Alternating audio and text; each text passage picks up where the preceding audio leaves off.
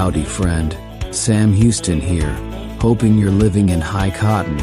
And if you're lucky enough to be in Texas, I know you're most of the way there. Now enjoy your daily dose of Texas history and Texas pride. All right, welcome back to the Feed Bandit podcast and your Texas History Roundup for August 31st. In 1871, future Texas Governor James E. Pa Ferguson was born near Salado. In 1908, Wayland Literary and Technical Institute was chartered as a co-educational liberal arts institution in Plainview. It became Wayland Baptist College in 1910 and then University in 1981. Its founding was made possible largely by a gift of $10,000 and 25 acres from the James H. and Sarah F. T. Wayland. The cornerstone for the administration building was laid on July 13, 1910, and the 1910 session opened with 225 students. In 1934, Asa P. Ace Borger was killed at the Borger Post Office by Arthur Huey. Borger was a town promoter in Oklahoma and Texas, and in 1926, his company established Borger. He also had interest in town developments in West Texas and eastern New Mexico, and he owned a string of panhandle grain elevators.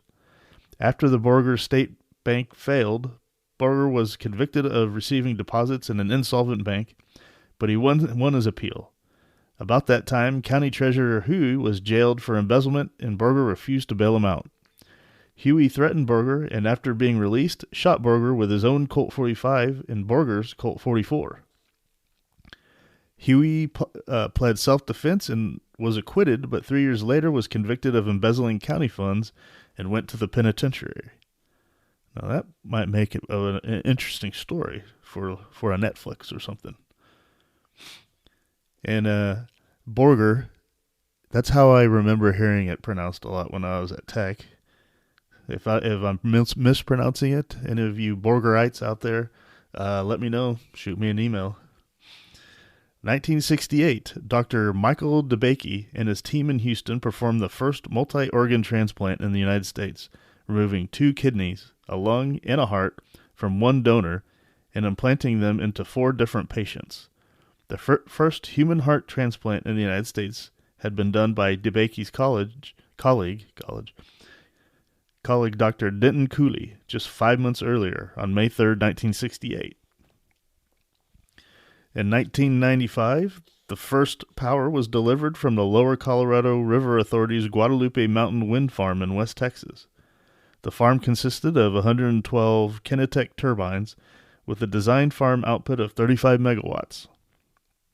Less than 5 months later, on January 17, 1996, the wind farm experienced a freak windstorm with gusts up to 163 miles per hour.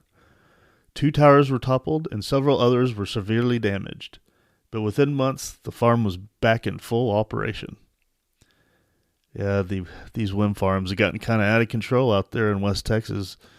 I consider them a blight on the landscape, considering how all we really need to do here in Texas is give the bird to the United States federal government and start building nuclear reactors all over the place, even these small modular reactors, and we'd have virtually unlimited baseload energy here.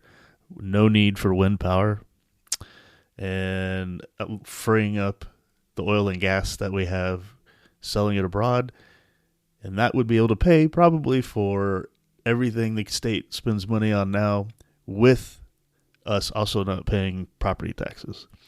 That is at least the idea that's been mulling through my mind lately. We'll see if we ever get close to it. Maybe I'll do another podcast on that at some point. In 1996, W. Mac Brown debuted as the UT Austin head football coach in a game against the University of Missouri, which he won 40-10. Brown was born in Tennessee in 1951 and was the head coach at the University of North Carolina before going to UT Austin, where his record in 16 years was 158-48, including 10-4 in bowls. He received the Paul Bear Bryant Award in 2006, and Coach of the Year and the Big 12 Coach of the Year twice in 2005 and 2009. Brown's most successful year was 2005 when UT Austin beat USC 41-38 in the Rose Bowl to win the 2005 national championship. Interesting. Well, I mean, I knew that, but still.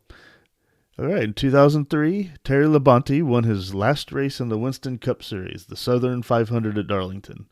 He was born in Corpus Christi in 1956. He won Winston Cup championships in 1984 and 1996 and had 21 wins as a member of the Hendrick Motorsports racing team.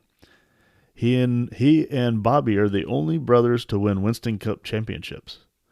Terry is a member of the Texas Sports Hall of Fame. And in 2019, a multiple shooting in Odessa, Midland started with the injury of a Texas state trooper during a traffic stop, followed by the random shooting of 7 people from the perpetrator's vehicle before the shooter was apprehended and killed in a parking lot. 8 people were killed, including the perpetrator, and 25 people were injured, including 3 police officers. The shooter was 36-year-old Seth A. Ator of Lorena, who had prior issues with firearms and had been fired from his job just that morning.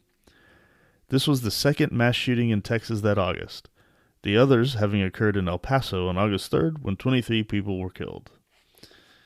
Well, dang. And that, my friend, is your Texas History Roundup for the last day of August, August 31st. I hope you enjoyed that, found something of interest to look further into, which I fully encourage out of any of these stories. And I will see you on the next one tomorrow. Really appreciate you listening. Y'all take care. Well, there you have it. If you like our podcast, check us out at feedbandit.com. There you'll find awesome Texas First outdoors gear and apparel. Your purchase helps support the Bandits and keeps this podcast on the air, fighting for you and for Texas. Remember, preserve the tradition, protect the legacy. Until next time.